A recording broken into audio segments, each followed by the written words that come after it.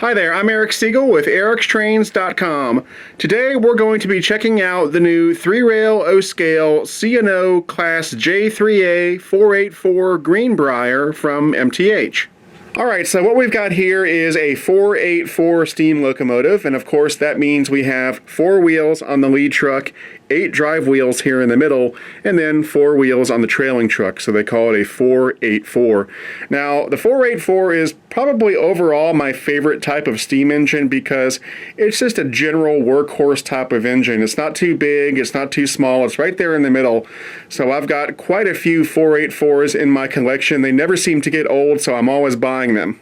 Now, traditionally, a 484 steam locomotive would be called a Northern, and the reason they were nicknamed Northerns was because the first American operator of the 484 type steam locomotive was the Northern Pacific Railroad, and so they got the nickname Northerns. However, when the C&O began using Northerns, because they were more of a southeastern railroad, they really didn't feel comfortable calling these things Northerns, so instead they called them Greenbriers in honor of the famous Greenbrier Hotel in White Sulphur Springs, West Virginia, which was a famous resort along the C&O's route. In total, the C&O eventually would have 12 Greenbrier engines in its fleet. They took delivery of the first 5 of those 12 in 1935 from Lima Locomotive Works, and those were Class J3 Greenbriers. Now, for those first 5, each of those got the name of a famous Virginian statesman. So road numbers 600 through 604 had the names of Thomas Jefferson, Patrick Henry, Benjamin Harrison, James Madison, and Edmund Randolph. In 1942, they acquired 2 more Class J3s, and they also gave those names of famous Virginian men as well. Numbers 605 and 606 were named Thomas Nelson Jr. and James Monroe. A few years later, in 1948, the C&O acquired 5 more Greenbriers, and they gave those road numbers 610 through 614. So number 612 that we have right here was part of that last batch. Now, those Greenbriers were slightly different than the previous class of Greenbriers, and so rather than being designated J3s, they were designated as J3As. Now, as to the job of the Greenbriers, for the most part, they were used to haul the C&O's first-class passenger trains, such as the George Washington, the Sportsman, and the fast-flying Virginian.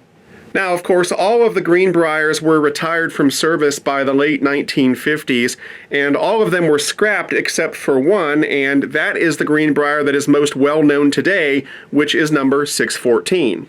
After number 614 was retired in the late 1950s, it was preserved and placed on display at the B&O Railroad Museum in Baltimore. In 1979, the locomotive was restored to operating condition and was used for excursion service from the 1970s until the late 1990s. After that, the engine went out of service, and then in 2011, a new project was started to create a luxury passenger excursion train called the Greenbrier Presidential Express, which would of course be headed by number 614. And in preparation for that project, the engine was given a brand new, beautiful green paint scheme.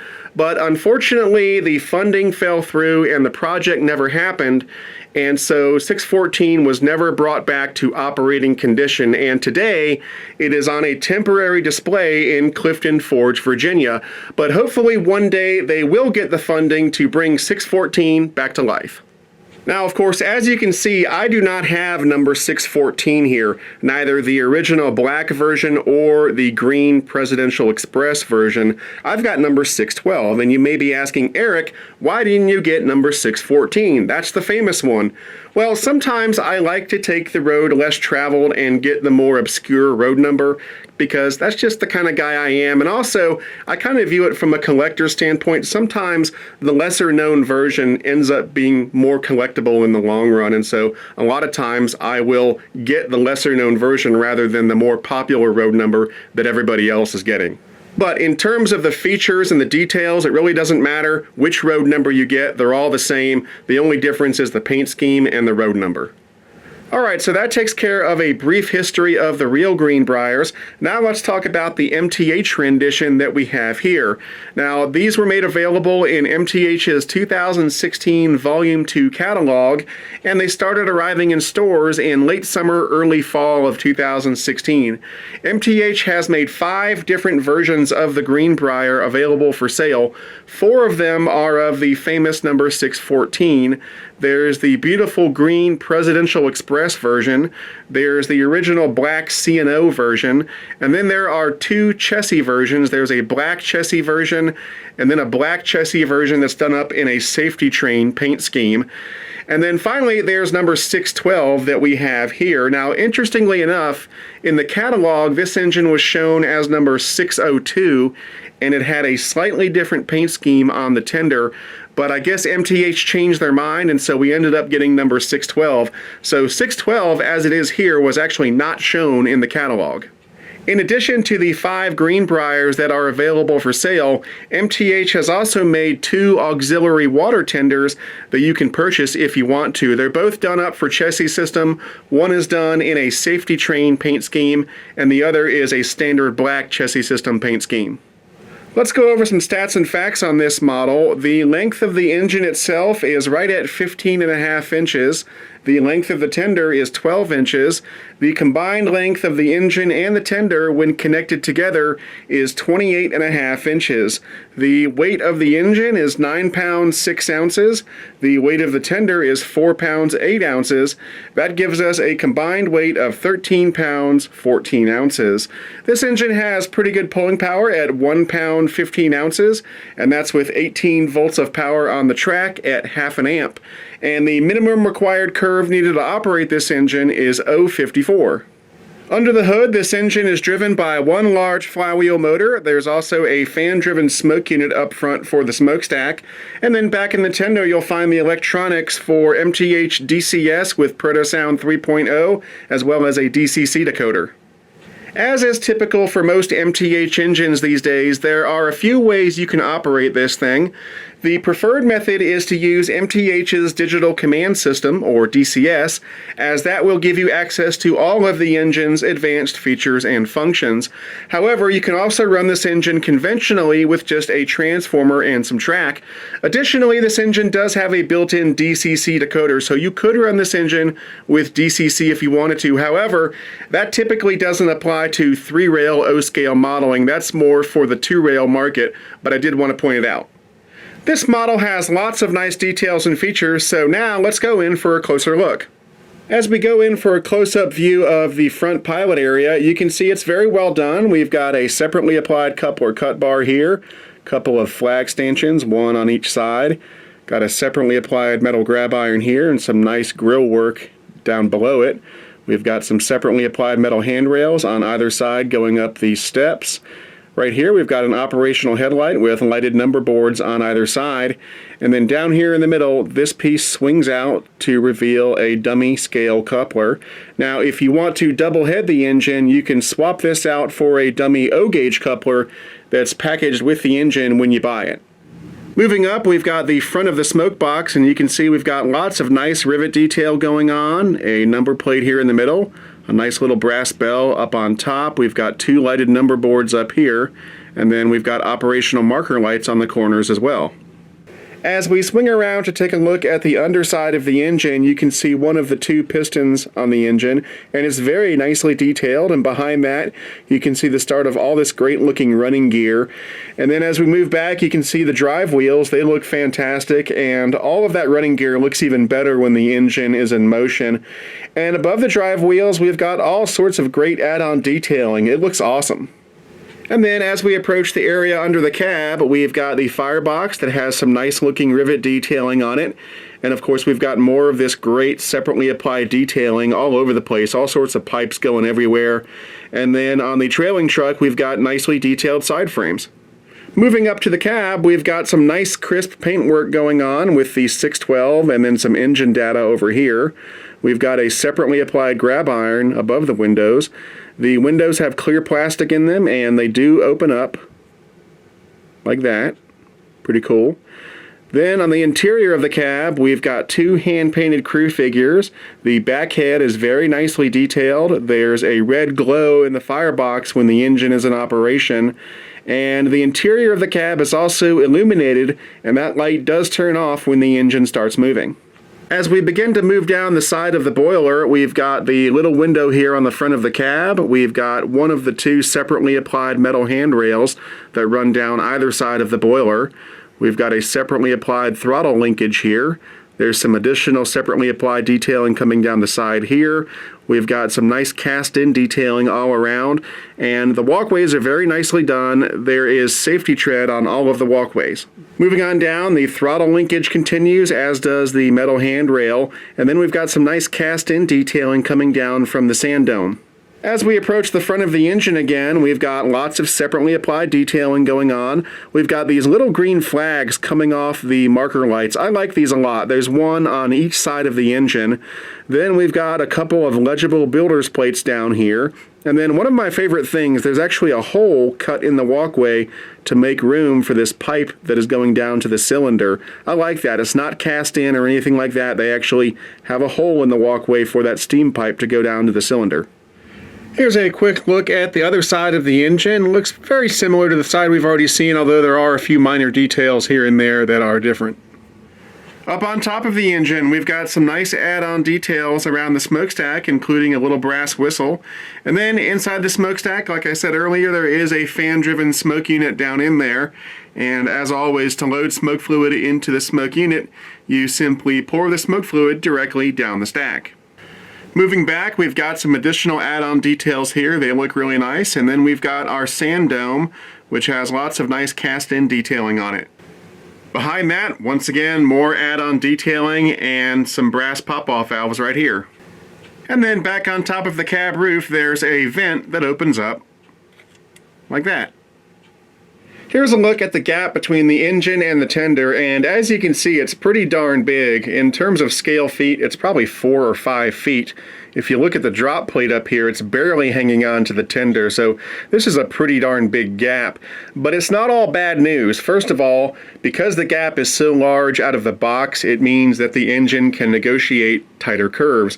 That's why the minimum curve for this engine is 0.54. However, if you want to have a more prototypical distance between the two, that is entirely possible because MTH sells a kit that contains several different lengths of drawbars.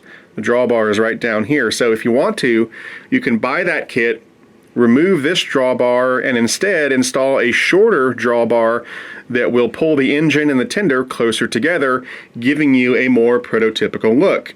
However, be advised that if you do that, it will increase the minimum curve required to run the engine. So instead of running this thing on 0.54, you'll probably need 0.72 or maybe even higher.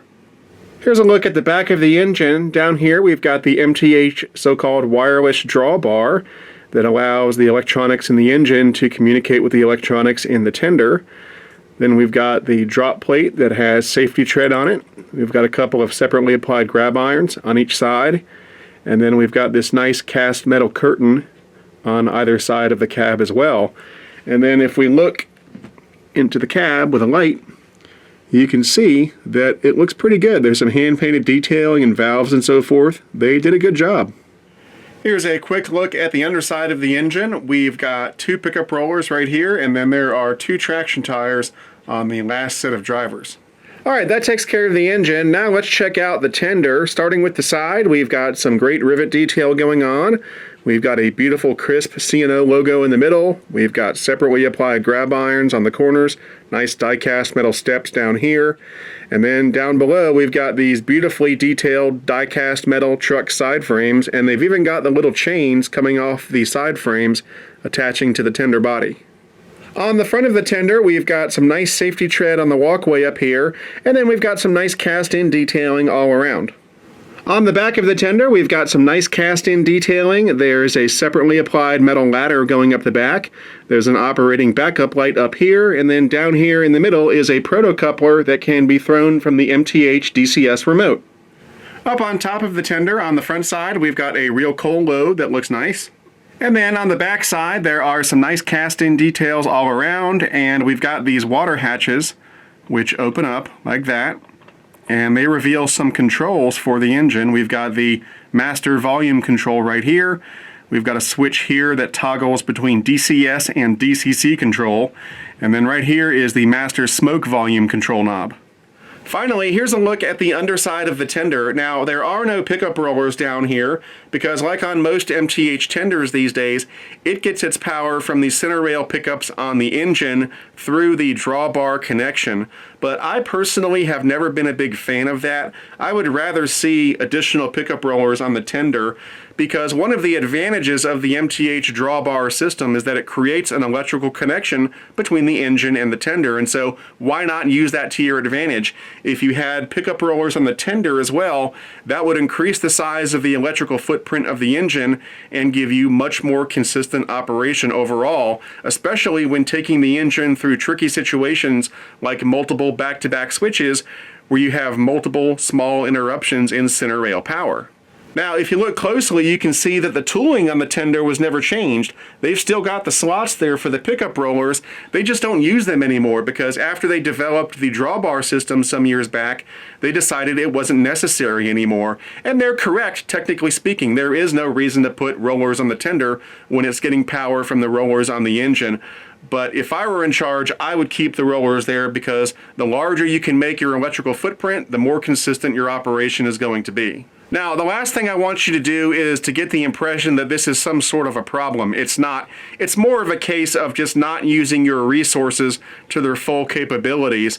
This is certainly no better or worse than the way that Lionel does their steam engines. It's just a little pet peeve of mine. If it were up to me, I would use that tethered connection to its full advantage and put additional pickup rollers on the tender and, like I said, increase the size of the electrical footprint of the engine. One interesting thing down here is this little switch that toggles between coal and aux. Now, out of the box, it is set to coal, and that's where you need to keep it, unless you decide to purchase one of the auxiliary water tenders that MTH also sells to go with these engines. In that case, the auxiliary water tender becomes the back of the engine, so to speak, not this tender. And so you would switch this over to aux, and what that does is it disables the coupler and the backup light on this tender, and that way when you're running the train and you throw the rear coupler, you don't accidentally detach the auxiliary water tender.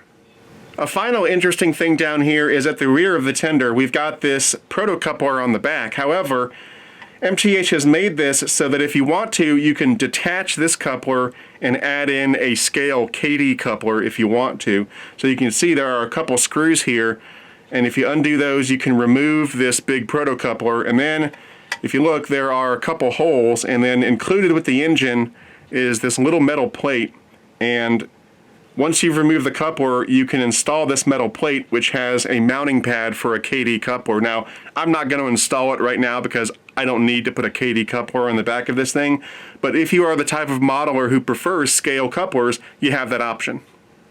Alright, the last thing we're going to do before we start this thing up is BFIMO, best feature in my opinion.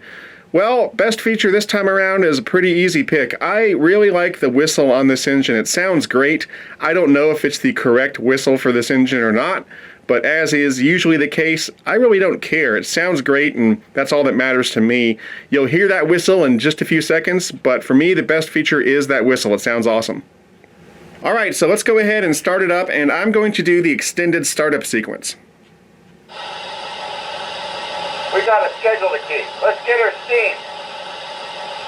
Clean out the ash pan.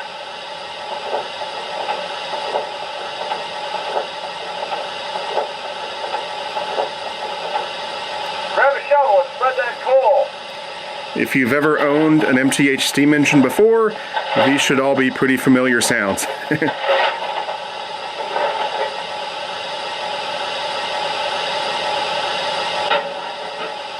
Swing that spout over. Water level's down 300. Okay, that's enough.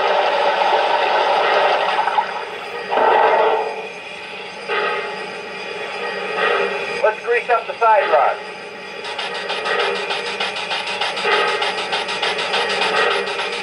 Looks good. Plenty of steam.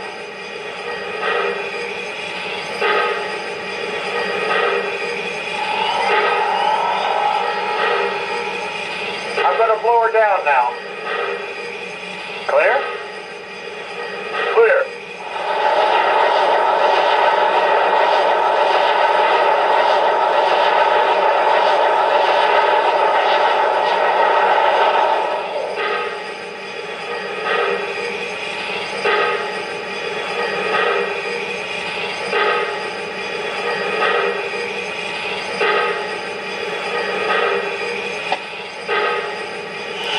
Okay, first up, let's check out the whistle. Now, there are two types of whistles on this engine. There's the standard whistle that you get when you just hit the whistle button on the DCS remote, and then there's the quilling whistle. I'm not sure which one I like better. At first, I thought I liked the standard whistle a little more, but they're actually both really well done. So first up, let's check out the standard whistle, and again, that's what you get when you just hit the white whistle button on the DCS remote. Got a nice reverb to it.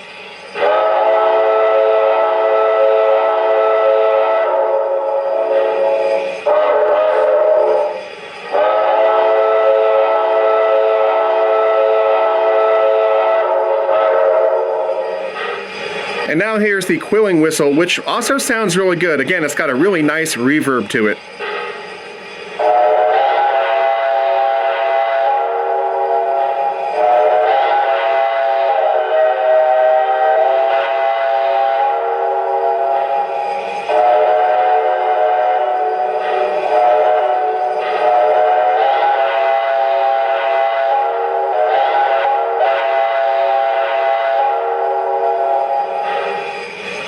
And now let's check out the bell.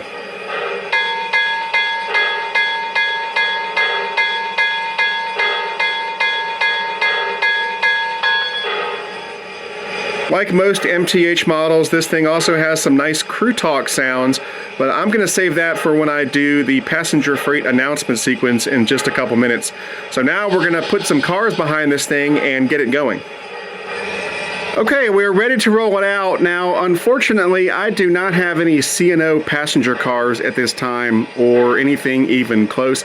I should probably rectify that at some point in the future, but for the time being, I've just cobbled together some random passenger cars. So we'll just pretend that this is an excursion train of some sort. Anyway, let's move it out.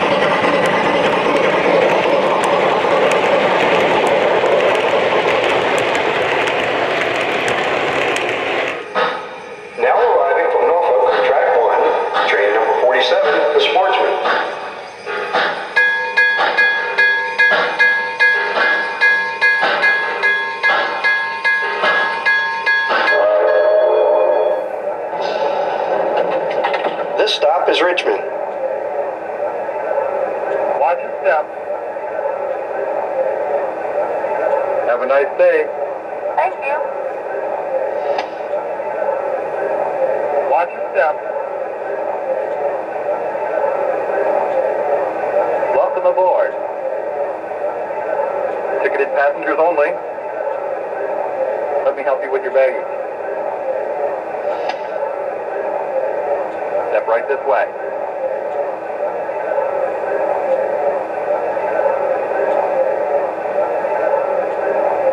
Now departing for Detroit on track 1, train number 47, the Sportsman. Welcome aboard. Step right this way. Watch your step. Let's get that baggage loaded. All aboard.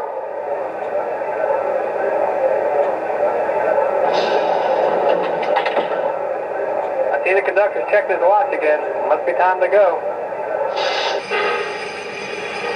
Conductor's giving us a highball signal. Clear? Clear.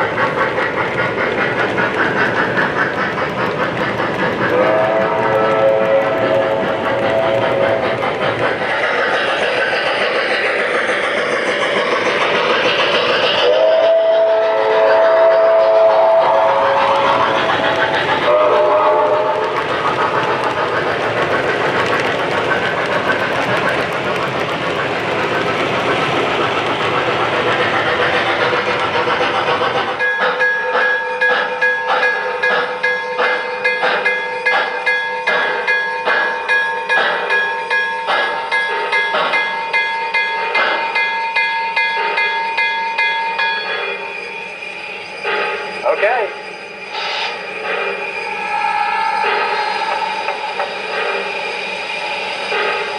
I'm going to blow her down now.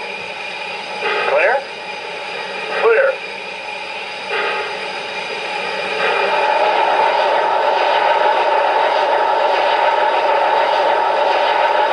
Take care. See you soon. All right, that about wraps it up for this review. This is a cool model. It looks great, it runs great, it's built great. In every way, this is a typical MTH model.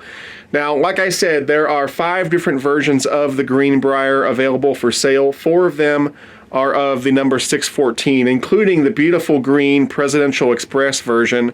And then, of course, we've got number 612 that we have here.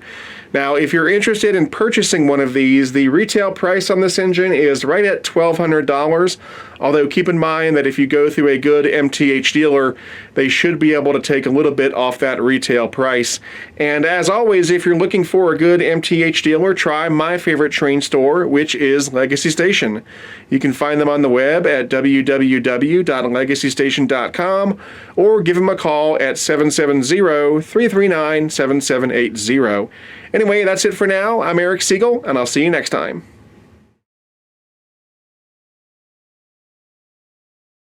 To discuss this model or any other O-Gauge trains and to meet other O-Gauge modelers, check out the O-Gauge Railroading Magazine online forum at ogrforum.ogaugerr.com.